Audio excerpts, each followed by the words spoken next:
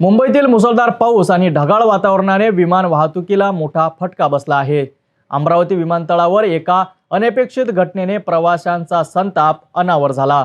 Mumbai Amravati flight नियोजित वेळेपेक्षा 2 तास उशिराने पोहोचली, पण त्यापेक्षाही मोठी अडचण ठरली ती म्हणजे इंधनाचा ट्रक चिखलात फसल्याने विमानाला मुक्काम करावं लागलं। काय हे संपूर्ण घटना पाहूया आमच्या सविस्तर रिपोर्टमध्ये।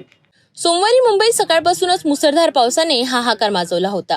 रस्ते, रेल्वे आणि विमान वाहतुकीवर याचा मोठा परिणाम झाला। याच वाईट हवामानाचा फटका मुंबई अमरावती फ्लाईटलाही बसला।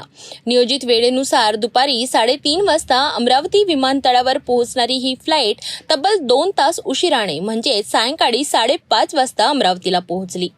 पण येथे ही अडचणी संपल्या नाहीत। सूर्यास्तापूर्वी विमानाला इंधन भरून तातडीने मुंबईकडे परतण्याची तयारी सुरू होती। मात्र विमानतळावरील फ्युएल ट्रक पावसामुळे चिखलात फसला आणि तो विमानापर्यंत पोहोचू शकला नाही। विमानतळ कर्मचाऱ्यांनी ट्रक बाहेर काढण्याचे शर्थीचे प्रयत्न केले, पण तोपर्यंत सूर्यास्त झाला।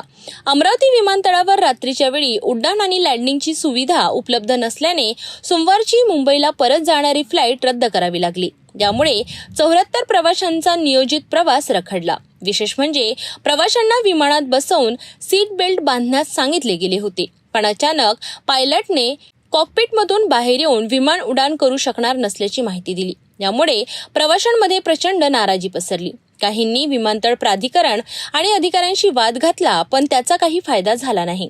प्रवाशांना निराशेने परत जावे लागले। दरम्यान ही फ्लाईट मंगळवारी सकाळी 12 वाजता मुंबईकडे उड्डाण करणार असल्याची माहिती प्रवाशांना देण्यात आली। मात्र या संपूर्ण घटनेमुळे प्रवाशांना मोठा मनस्ताप सहन करावा लागला। विमानतळावरील मर्यादित सुविधा आणि पावसामुळे उद्भवलेल्या अडचणींनी प्रवाशांचा संयम पणाला लावला। मुंबईतील वाईट हवामान आणि अमरावती विमानतळावरील तांत्रिक अडचणीमुळे प्रवाशांना मोठा त्रासाला सामोरे जावे लागले। एकीकडे नैसर्गिक संकट तर दुसरीकडे तांत्रिक बिघाड यामुळे प्रवाशांचा प्रवास ठप्प झाला। अशा परिस्थितीत विमानतळ प्राधिकरण आणि संबंधित यंत्रणांनी भविष्यात अशा घटना टाळण्यासाठी काय उपाययोजना कराव्यात हा प्रश्न कायम आहे। आमच्यासोबत रहा, आम्ही तुमच्यासाठी आणखी बातम्या घेऊन येत राहू। तोपर्यंत पाहत रहा सिटी न्यूज।